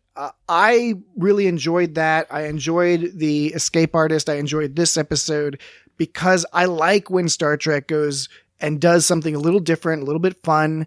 Again, they're not always successful, but I think it's always been a part of Star Trek, going back to TOS. On the other hand, I know there are some people who they like the idea of watching a ship full of top of the line professionals encountering interesting and difficult moral and physical dilemmas and finding solutions to that. I love that too. Right? TNG is the epitome of that, even more so than TOS. TNG is like, this is a ship full of like not only the smartest humans that have ever been, but like the subset of those people who are going to be selected to be on this flagship of the Enterprise, right? Yeah. And flagship. and I think it's great to watch that. It's great, and there's a comfort there, right? I love that. All that being said, I also like when they do other things, right? Like Deep Space Nine was good at this, of course. Where Baseball. like they had that episode Honor Among Thieves, where O'Brien goes undercover basically with some people who are working with the Orion Syndicate, right? Not the O'Brien Syndicate. I hadn't thought of that. But this is similar I in want to that be in the O'Briens. when I see this, right? When I see Harry Mudd and in this episode and previous episode, in the Escape Artist, I start thinking, wouldn't it be awesome to have a Star Trek series that was basically, like Breaking Bad or Ozark in space, somebody dealing with these problems a little bit more on the fringes, and not Deep Space Nine style necessarily, where it's galaxy, geopolitical, galacto-political, ramifications and wars and things like that, which I also loved, but a smaller scale thing, like where any repercussions of the actions are going to go just on the character or the character's family. That's what's fun about Breaking Bad. That's what's fun about Ozark, is that Better Call Saul or better. Yeah. Well, these are flawed characters that you're sort of tricked into sympathizing with on the one hand. On the other hand, the stakes are relatively low. And it would Star Trek, the idea of Star Trek and the Federation, all that stuff, that would be more like a backdrop or something like that to tell a different story. But it would be there and it'd be very prevalent, obviously. But at the same time, and it's just another flavor because again, I hesitate to call it a great debate because I don't think it is. I think most Star Trek fans are largely on the same page, which is there's a lot of Star Trek and some of it they like, some of it's not quite to their taste. They watch what they like. They don't worry too much about what's not to their taste, right? That's always been the case. There's always been people who are only into TOS or only into TNG or who are hyper into Voyager and like care when less about TNG came DS9. out, everybody like Everyone all hated the it. old school people were Oh, like, they "Oh no, fucking hated TOS, it. that's the deal." Yeah. TOS. But like that. but I think for the most That part, was a very long time ago. People love to take pride in their stubbornness. yeah, people don't like the new stuff, but even taking that aside and all that stuff, it's I think. Again, who knows? I can't estimate. My impression from reading online and other things is that the vast majority of Trek fans are keen to have lots of flavors of Trek and Commander Keen. subscribe Duke Nukem and subscribe to Bill King. the flavors that they're into and not worry so much. Now, the problem potentially can be is that if the producers, if the network and the producers, whatever you want to call it these days, however it's structured, if they overplay their hand a little too much in that they make it so that to fully enjoy Make it so. If to fully enjoy a particular Star Trek show, you'd have to watch the others, that becomes more problematic because then you're removing the choice from the audience. In other words, so and they have to trudge through some shit just to keep up with the good shit. So if you like watching Picard and you've never seen Discovery, it's great if there's a few Easter eggs from Discovery or TOS or TNG or the Easter eggs are fine, but if they're required to have an understanding of what the fuck is going on, that's more of a problem. And that's what I do hope that they can avoid. Some people, everyone to an extent probably, but there is the argument that the presence of something else can taint the thing you have now. And I don't know where I stand with that. But for example, I think plausible. I think I even read something where Quentin Tarantino was talking about the Matrix movies, and he was like the Matrix 2 and 3 or I don't know if it was one more than the other, but made the first one worse for me. And I've actually heard people say that before. I kind of agree with that. I think that's a rare example. 3 is really tedious. Oh my god! I will say, prior, 2 has some like neat scenes, but 2's got neat bits, but it's still like, ooh. Yeah. prior to the Matrix sequels, which I had looked forward to because I was a big fan of the Matrix. Oh yeah. But prior to the Matrix a lot of sequels, promise. I was 100% in the other. I was 100% in the other camp of look. Each piece of art is independent because, for example, there were 4 Jaws movies. 2 of them are terrible, and one of them's meh, and then the original is a classic. But that never bothered me. I don't have to watch those other ones, right? Those other ones did not negatively impact the first one. But the Matrix 2 and 3. I don't know anything about Highlander because I've never seen any of them or the show or anything. Oh, yeah. But all I know is that the 2, they just pretend the second one didn't happen. So. And that's the thing. That's all I know about Highlander. But and like the other. the second one is the movie. I think you just need to watch the first one, and that's it. I think I only saw and the show is worthwhile, but that's it. Patrick, what was the one where we got our money back because there were that was the third one. There was 10 seconds of sound missing from the last 10 seconds. No. Did you go to like Loman's or something? No, it was. I don't remember where it was. It might have been like it was a mall. But nearby. that's the only Highlander I've ever seen. Yeah, so and it's not a good one. Which one was that? The third one. Oh, the third. It was called like Highlander. That's Endgame. not the one with Yeah. Sean Connery. No, that was the That's second. two. That was That's two. it was the first and the second one. But anyway, the point being is that Highlander's a great example because the second one you just pretend it doesn't exist. You just ignore it, and it really doesn't affect your enjoyment of the first one. But the Matrix 2 and 3 were one of the first times where I was like, okay, now I'm understanding because in this case, because it's an ongoing story and the information they reveal, it sort of undercuts what's going on. And I certainly think that's plausible. That could happen in Star Trek. I haven't. That hasn't affected me personally so much, just because so much of Star Trek is silly or ridiculous that you just have to not ignore it anyway. And the Matrix is more like a theme, like you said, an ongoing story, where Star Trek is just a universe. So you can have your separate sort of shows, I guess, and they don't necessarily have to fuck with each other too much. Yeah. And the canon argument's kind of ridiculous because Star Trek has violated canon since the first episode. Okay, so then the question is what if they have a Star Trek show you love, and then there's other Star Trek show that sucks, you don't ever want to watch it, but then there's a crossover episode and you have to deal with it anyway. Well, and that's what I'm talking about, where if that's what's Voyager? That's what should be avoided. I'm not talking shit about. Did Voyager ever? Voyager did have crossover in the first and last, didn't they? Yeah, they all cross over a bit, yeah. But again, the example people will give the what he's talking about. Elephant Jesse. in the room is the series finale to Enterprise, which is considered by most, including diehard Enterprise fans. Is that the terrible. one that starts out with like a TNG? Yeah, it's Troy. It's Riker and Troy. On Yeah, that's so weird. It's all on the holodeck. Was it made like years later? Or something? No, it was just so weird. It was just they threw it together at the end. It was the opposite. They had to get it like together real quick. I don't know the production details behind that. I don't know if that I was reading about that a little but bit. it was not. It is a problematic episode. Yeah.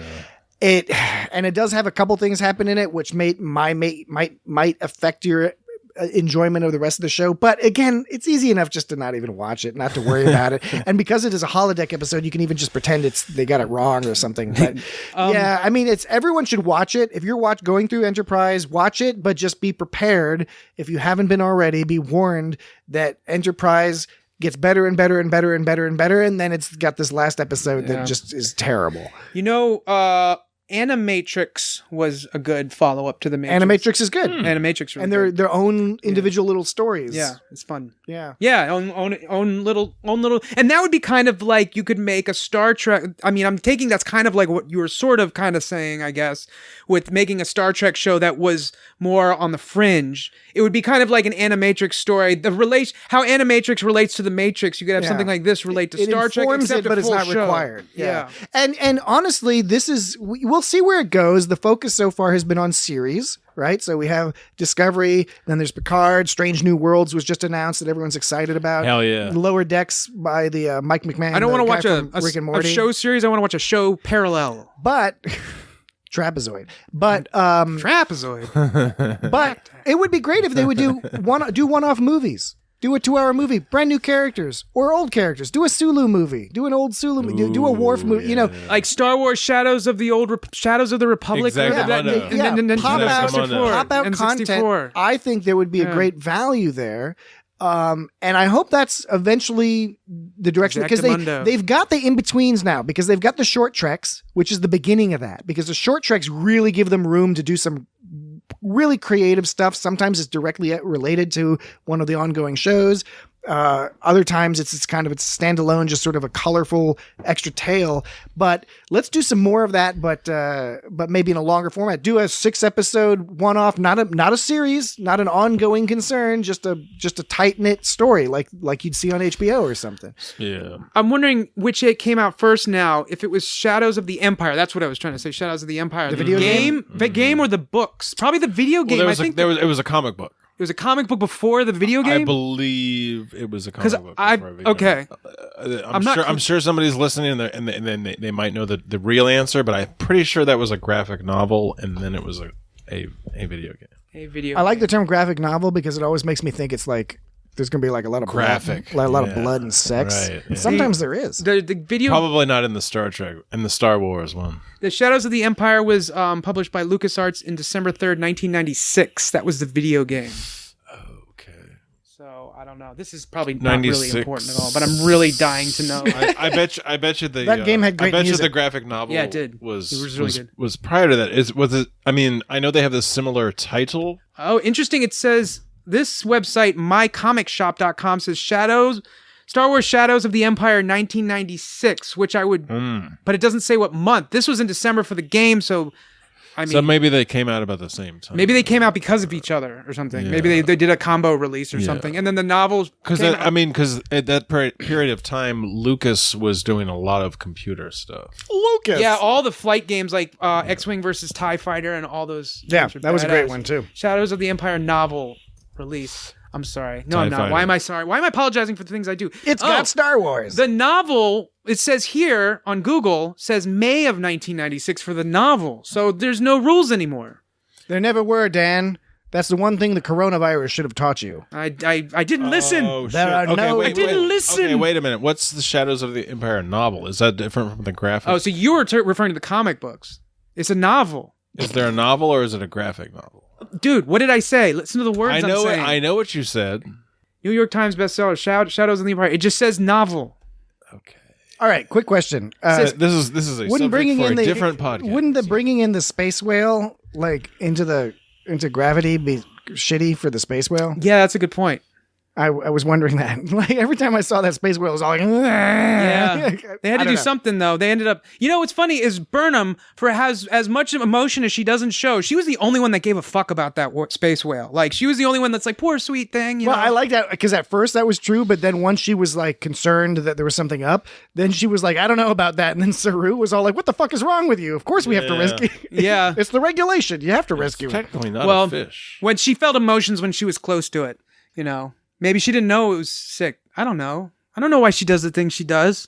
I was just noting some behavior. She's into science. You know, that's true. She is. At the end, even though her end sort of summation thing was kind of lame, it was lame. I did like the idea, and maybe it was like didn't fit or whatever. But when she said repetition reinforces repetition and change begets change, I mean, it might be trite and cliche, but it is kind of interesting how it's like repetition. That makes more sense to say reinforces rather than begets. Like it's not like repetition begets repetition and change reinforces change. Although you could say that. Yeah, it's just that, but it's more of a point the other way. Repetition is another form of change. And it's all that wasn't what I was going for, but it's a good message. Yeah, you're right. It's a clever message. It's it's clever. You know, not exactly. It's like repetition. It reinforces what you know, and then change. It's like, oh, I'm spinning the wheel and making crazy shit happen. That's what's gonna happen next. This is my Justin Roiland. What's gonna happen? What's gonna happen next? Repetition reinforces repetition.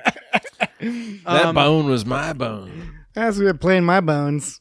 That's the VR accountancy game. Check it out.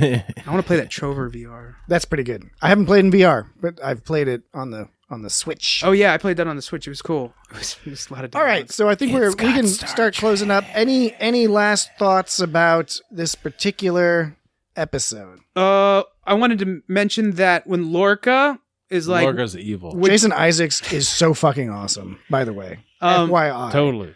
Like Lorca, when he's with Mud and they're walking to his office, he's like, "There's nothing here for you, Mud. This is my own private research area." Mud goes, and I quote, as if there was any doubt. He says, why didn't you tell me that you had so many wonderful toys? Yeah. What does that remind you of? Anything you've ever seen before? Where did he get all these wonderful toys? Or is that how the quote goes? Yeah, what is that from? Batman, brah. Yes. From Batman. Okay. Batman, yes. brah. I understand. He's a yes. Joker. And so, like, Batman, 1989. Jack Nicholson. So maybe that was totally just like a whatever, but it's like Mud is kind of a Joker, an evil Joker henchman, not henchman, but you know what I'm saying. Where did he get? I think it's safe to say that certain things can be references to other things. I like when But he I said, thought this was a particularly strong. I like- Where does he get those wonderful toys? That's what he Right, said. Right. I like when he says, "Shall we to the engine room?" Yeah, Because that's I used to use that sort of grammatical phrasing when I wanted to be more sort of arrogant and pretentious. I like when people use the word "what" in strange places, and I wish I had an example, but I don't. What? It's like instead of saying that or something, it's like What? he goes what has What, he what? goes what he goes what I don't know. It's a Gurgle, weird gurgle. it's a weird way of saying what. Orally men. Or what? What? That's from Faulty Towers. Orally men. Orally. You orally men. I liked Oh yeah, O'Reilly. Right. Manuel. okay, That's like the second episode. Yeah, the builders. a few things about A lick of paint. A lick of paint. Because he says like something about orally men, and he's like, "Wait a minute, Yeah, buddy. O'Reilly's men. a few things real You better watch it." or you why? What did I do? Oh no, I'm What are you trying? I'm referencing the Faulty Towers episode that we are referencing. Are you riffing at me? No. We're riffing. You're riffing about- door over here.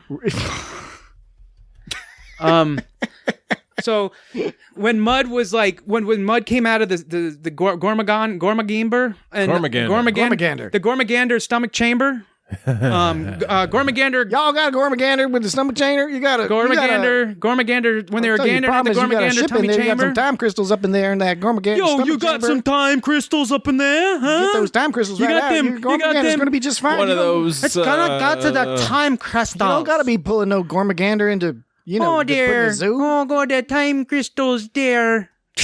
Dear. I'm not entirely clear which accent that's. It's mine. It's not yours. It's mine. So fuck off.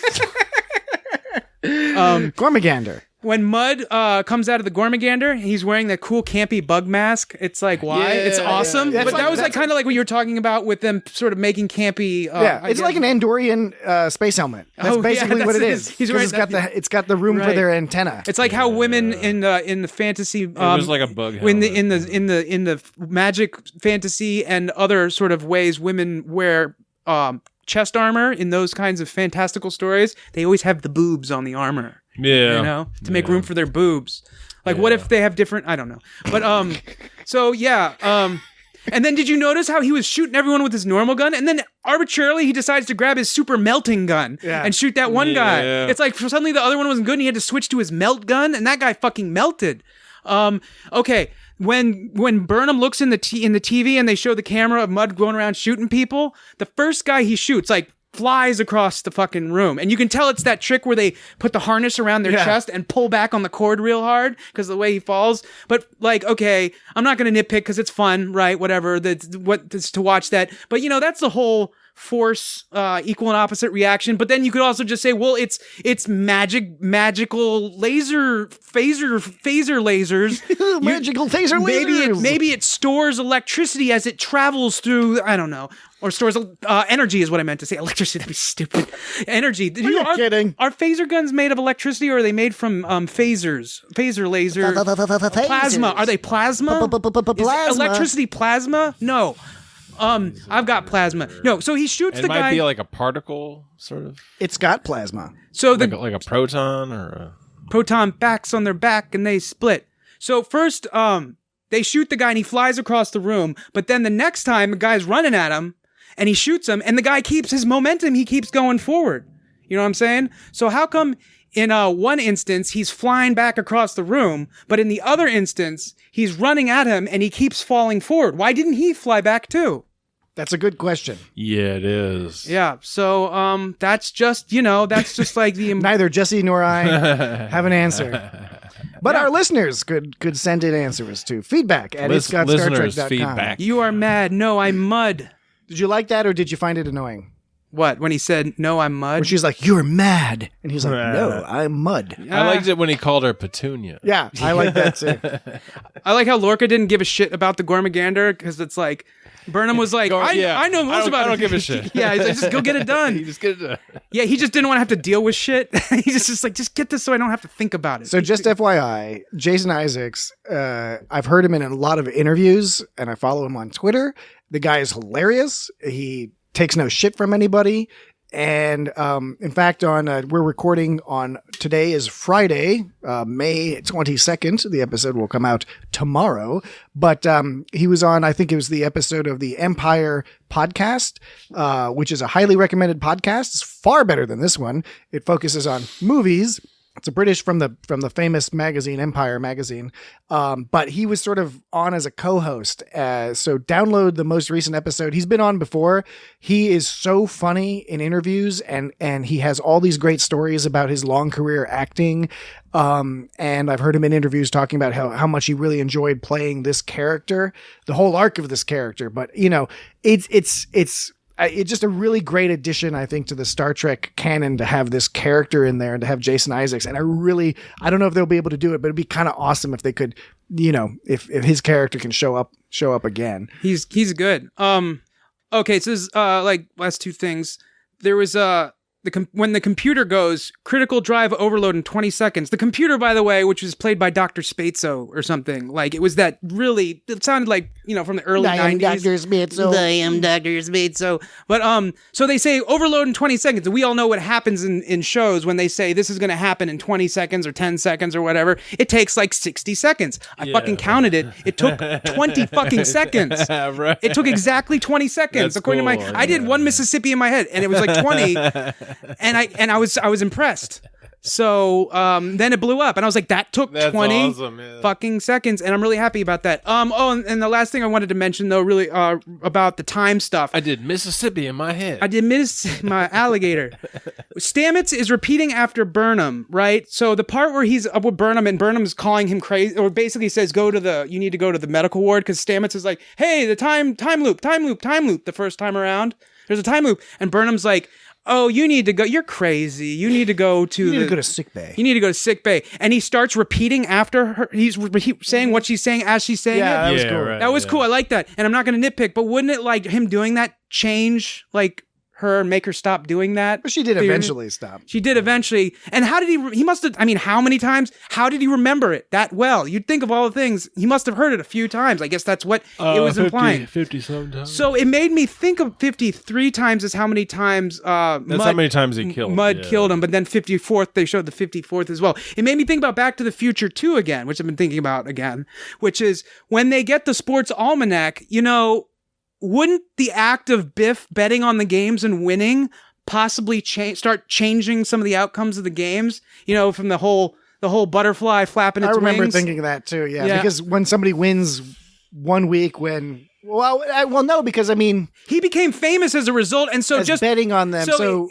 just the whole you're saying that if people knew he bet on a game and he was so successful that could be one reason, but people wouldn't try as hard or something. That could be one reason. Yeah, that could be one reason. There'd be several reasons. Those are direct reasons. I suggest we call fucking Robert Zemeckis up today. Say, fuck him. And get this sorted the fuck out. It was like Bobby Zemeckis. It's the whole, I was trying to the whole the butterfly flaps its wings and someone farts in China or something. Theory. You know what I'm saying? It's like someone does something and it affects something else. So even the act of him betting somehow affects the whole. Anyway, but yeah, also that which too. is why as fans we try not to take these things. Yeah, well, no, there's too serious. There's no reason to take that seriously. It's just, man, I just think about these things. I don't know. I'm weird.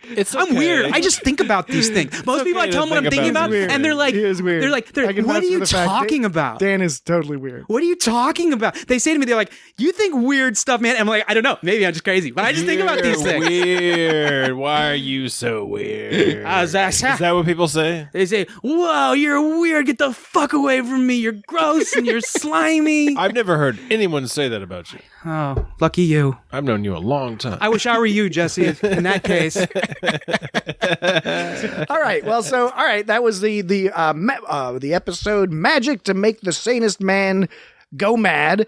It made the sanest of us go, man. It is a fun episode. Yeah, so, it was cool. I liked it. 2 more pieces of business. I liked First it. of all, I don't know. Do we have any idea what we want to talk about next week? Should we think of that later and announce it online, or does anybody have any immediate thoughts? Any movies or episodes or topics that you'd like to discuss next week? I would like to do an episode next week. All right. Step 1. Concluded. Step 1. Dan's still working on that complicated algorithm to figure out to automatically pick these for us. I need to get a database of all the. Or we could get some D&D dice, which we already have, and roll them. Yeah, I got a bunch of them. Dice. I mean that's if you want to take that way, Brute. You know, you can do that. All right, you want to do an episode? Which series do you want to do? Either There's 8 series currently. And the short treks. 8 series currently. Yeah. Isn't there? Right? So TOS, TNG, Deep Space Nine, Voyager, Enterprise, Discovery, Picard, and the animated series. Oh, you're right. Da-da-da-da-da. Well, we wouldn't do Picard. We've talked about Picard. Yeah, talked about- Picard, we talked out the ass about Picard. We took a little bit of a break from That was our hit. We could do the. Yeah, I know. Right? We could do most downloads of anything was for Picard. We could do the animated series, but I'm feeling either TNG or DS9. Yeah. All right. Yeah. What are you feeling? You feeling something fun or something dark and serious? We could do that third Shap one or whatever. I don't know if I actually want to do that. I do want to do that at one point.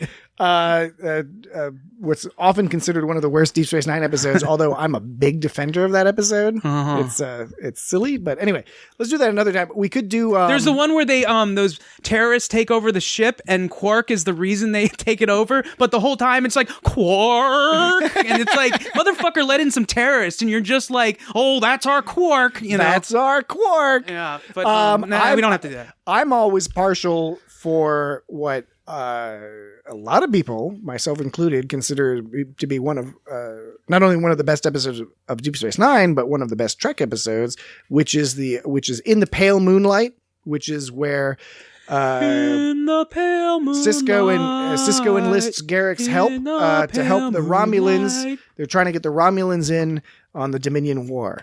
Wait, I can't remember. I know I've seen. Oh, wait, that's okay. So it fits in. Is that a Batman reference? It's Oh, that's another Batman reference. See, they love Batman. Star In the Trek Pale does. Moonlight. So, that's one of those episodes that is serialized, but at the same time, it lives on its own. Yeah, it's totally. You don't need to have followed anything else. It's on Deep Space Nine it's to pretty catch heavy it. episode. It is a pretty episode. Which season? Season D. Season D's These nuts. Oh no, we're back to Wacky Dan. In the Pale Moonlight is the 19th episode of Deep Space Nine's 6th season. So that's an option. That would be one that we could pursue if people were interested in that. I'm down for whatever. All right, I think Dan is. I think I need to cuss more in these fucking podcasts. Dan is There's not enough fucking cussing. demonstrating his tacit agreement. You fucking with doing cunts. In the Pale Moonlight, season 6, episode 19 of Deep Space Nine. Dan is using his various devices in order to indicate that. Whoa! Oh, you got that other device. Oh shit! This is made by Teenage whatever. Yeah, the same that people one's- that made that OP1 synthesizer that or one's whatever. tight. Look at that shit. It's OP1. You're down with OPP? I think it's OP1. You know me. It's OP1 Teenage Engineering OP1 synth. That's not what that is. That's just the pocket That's the pocket version of pocket that. operator from that Kraftwerk song. Yeah. I'm the operator That's with the my eight- pocket calculator. It's like the arcade one or whatever, or 8-bit or whatever you want to call All it. right, so next week we know what we're going to do. We're going to do In the Pale Moonlight. It's on Netflix and all sorts of other places. And I think we should give away for some t-shirts. Should we give away some t-shirts? T-shirts. I think we should give away some Like the t-shirts. Prolapse Danish. How many t-shirt? T-shirts should we give Yeah. away? So we're gonna let's give away 5 t-shirts. So what we'll do is you email in. Is this something I'm supposed to know about? No, I'm declaring this now. We're gonna make some t-shirts and email us at feedback@itsgotstartrek.com with your t-shirt size and some sort of clever phrase. I don't care about that part. I mainly need the size. And we will randomly pick from all the people who email in. We'll Now, pick 5 people and you'll get free t-shirt, free shipping. It's important to let people know if it's a It's a Star Trek. It's an It's Got Star Trek custom well. t-shirt. That's what I was saying is that that part is well, I guess it's not necessarily implied. I could have just given them a T-shirt that I have in my fucking box. Some people would probably be really into that. You can I mean, in the email, but you have to make sure you don't wash it. You can specify if you would just like one of my old T-shirts. Don't wash it. You have I to got wear lots it. of T-shirts. The point is you have to wear it. They need to have your essence and smell and stuff. I will wear the T-shirt before that. Not the It's Got Star Trek ones. Those will just be fresh, and we'll mail them. I think this is an important one because this never gets talked about. Is it a large XL or is it a small XL? Because XLs come in varying sizes. There's XL and 2XL. No, I'm not talking about that. I know. I only get an L. I never get an XL. Sometimes some 2XLs are basically an XL. All right. But they call them 2XLs. When you email us, feedback at So you just say, is it on the small side or the large side of an XL? Giving away some free T-shirts. People like free T-shirts. That's it. He's like, they're free. It'll have, who gives a fuck about if they're XL or not? We'll use the T-shirt gun. We'll shoot you with a T-shirt gun. Send us the size. A T-shirt like rocket. And if you want to figure out the size, we're gonna go. We'll use probably Custom Ink. They're a local outfit that's pretty cool. So local outfit for shirts as your outfit. Exactly. And so free T-shirts. Is that too sticky? For 5 people. No. Email us and we will let you know who won, and then I can order the T-shirts and we'll send them to you. So somebody figure out who won this. We won't even charge you for shipping or nothing. So don't worry about that. Who won? Me 3. All right, so that'll do us for this week. Because 7, 8, 9. Next week is In the Pale Moonlight, as we already discussed. Write into feedback at It's Got Star Trek with the devil in the Pale with your T-shirt size, and we'll give you a T-shirt. Some of you, not all of you, just 5 of you will get a T-shirt. Maybe we'll be more generous, but at least 5 of you get a T-shirt. We only give those we hate shirts. And then you can buy the other. Everyone else can buy the shirt. Hate ourselves. We won't give anybody a fucking We'll get a bunch of shirts. You'll be able to purchase the shirt if you want, but like email in now and you get a chance at a free shirt. And it's got my face on it. You can also get us at, where can you get us, Dan? And so we already talked about feedback at It's Got Star Trek. Feedback. You can write us there. Tell us your shirt size. Where else can you find us, Dan? YouTube, but not YouPorn or RedTube, just YouTube. No, yeah. Yeah, you can find us on YouTube if you're one Don't of those look. crazy Don't look people. for us on YouPorn or RedTube. What about... Because you don't want to... You will not find us there. Or you want to see what you You find. might. You might find us there. Find other stuff there, but don't find us. What about social media? Beyond, YouTube might count, but I mean, not really. At itsgotstartrek.com. Very No, it's just at It's Got Star Trek. Yes, you're right. You corrected me, and I was jumping the gun. Ha, I made you look. Do you ever do that thing where you say, what do you put in a toaster? Toast? No, you put bread in the toast, because you may say a bunch of other words beforehand that rhyme with it. That's how you teach people how to think critically. Yeah, or just like not react so quickly. But yeah, so It's Got Star Trek, at It's Got Star Trek, Twitter, Instagram. Twitter. You can find us on Facebook. You sounded can like join all the Star Trek groups. Lou Ferrigno. We try to comment we try to participate in the various Star Trek Facebook groups. So you can get us there. And anyway, It's Got Star Top Trek.com. 7 geeky small podcasts. Yeah. Oh yeah, that's right. Number somebody 2. Somebody wrote an article, and we were listed amongst the top 7. We were small number geeky- 2. Yeah, even though we have like 300 million listeners, I don't know if that counts as small or large. I mean, we're not Joe Rogan level. Insightful and sometimes vulgar. Yes. I'm personally offended I'm often vulgar. by anyone who mentions us. It like pisses me off. Really? I'm just glad that somebody noticed. I'm just playing. Yeah, and then there's the somebody even Feedspot. fucking noticed. We're also still on the Feedspot list of top 60 Star Trek Yeah, episodes right. to watch. Yeah. And, Top 60 of Feedspot. like how many Star Trek podcasts I are don't there? It's know. probably like 1 million. The Probably bag 1 million. spot. Probably 1 million, yeah. And a lot of the other ones on that list are way better than this one. But Probably. we have a certain level of charm, and we're giving away fucking free T-shirts. I think we're We've amazing. got charm. Yeah, We've got Dan Glaubitz. that's right. All right, so next week in the Pale Moonlight, and so that'll Jesse be night. a And good we've night. got A Jesse. good night from me, Patrick, and a good night from you, Dan. Right? And from me. Yep. Jesse says good night. And from me. Dan says good night. Yeah. I say good night. I hope Yeah. everyone has a good one. And we will you'll hear from us again next week when we'll be talking about Deep Space Nine and Sexy Cisco and the extremely sexy Garrett. All right. Have a good one. Okay, Stephen, you ready to go? Yeah. Familiar enough with the song, you know where you're going with it? Okay, so just sing it normally and then do the short voiceover mentioning the product at the end. All right. Hi, Stephen. This is Clem Fandango. Can you hear me? Who the fuck are you? Clem's with us for a few weeks on work experience. Can you hear me, Stephen? Yeah, I can hear you, Clem Fandango. Hi, Stephen. Yes. This is Clem Fandango. Yes. Can you hear me? Yes, I can hear you, Clem Fandango. Hi, Stephen. This is Clem Fandango. What, the work experience, boy? Yeah, can you hear me, Stephen? Yeah, I can hear you, Clem Fandango. Where's that other prick? Hi, Stephen. This is Clem Fandango. Can you hear me? Yes, I can hear you, Clem Fandango. Hi, Stephen. This is Clem Fandango. Can you hear me? Yes, I can hear you, Clem Fandango. Hi, Stephen. This is Clem Fandango. Can you hear me? Yes, I can hear you, Clem Fandango. Hi, Stephen. This is Clem Fandango. Yeah, I know who you are. Can you hear me? Yeah, I can hear you, Clem Fandango. What do you want? Hello, Stephen. This is Clem Fandango. Can you hear me? Here we go. Stephen? Yeah, I can hear you, Clem Fandango. Hi, Stephen. This is Clem Fandango. Can you hear me?